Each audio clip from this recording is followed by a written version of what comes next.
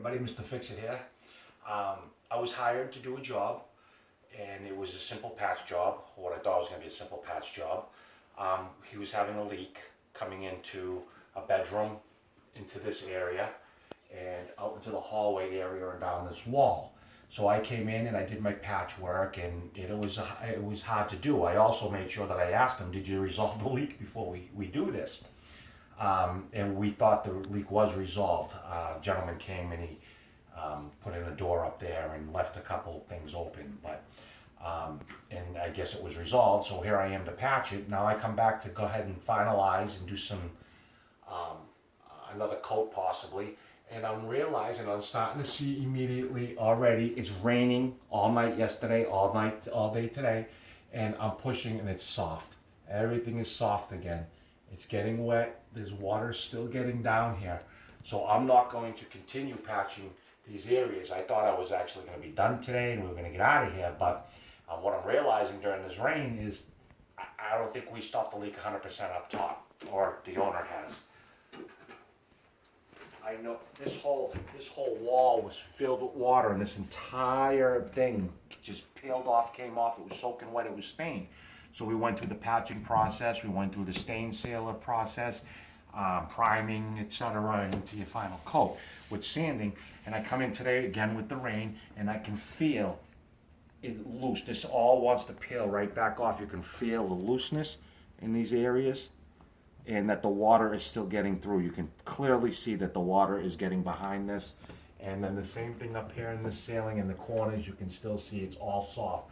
All the way to this end over here, it's soft. So we have a whole leak in this whole area.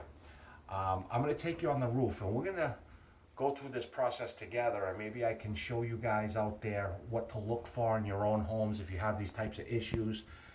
By the way, I have new glasses. They're huge. I can't stand them, so don't make fun of me. Let's go upstairs. So we made it to the top of the stairs here, and we're only one level above where the leak is. And I come up to the new door that was installed, and you can see the guy added a couple pieces and did what he was supposed to, in particular around the threshold, to prevent what was really the bad leak before that I came to fix. First thing I noticed right off the bat, we have a complete opening here that absolutely needs to be sealed somehow.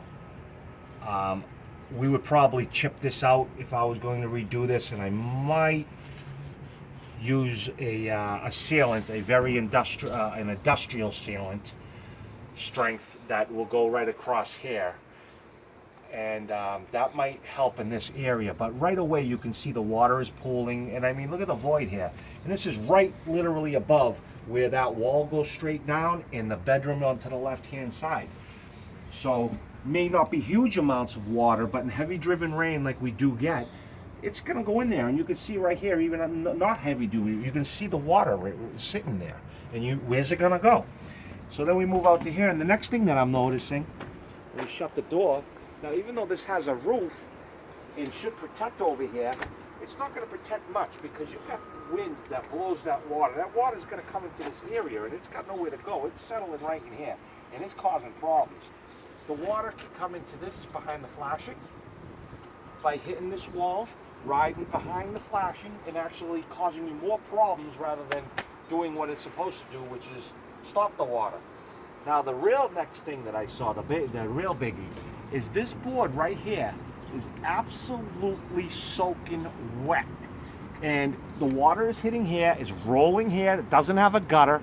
This is getting, I mean, this is soaked. I mean, it's just gonna, I could probably peel it apart, the whole piece of wood. But it's a sponge now, and it absorbs here, and it just continues down the wood, and it hits this. This is out exposed to the rain as well. This post is soaking freaking wet, and when the water is filled up into this like a sponge, it will go all the way to the bottom of this wood. If you hold the sponge upside down, that water will go down, and the same exact thing's happening, and it's going right beneath all of that sail, and is doing no good at all for this building like this. This needs to be addressed. In fact, this whole structure should be taken down. This whole area should be done properly.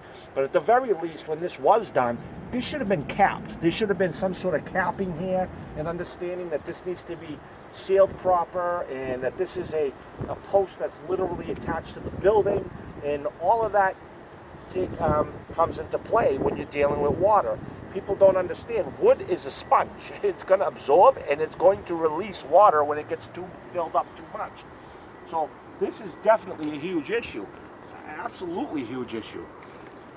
There's another issue outside on this side, but we're going to have to walk around there. I'll be right back.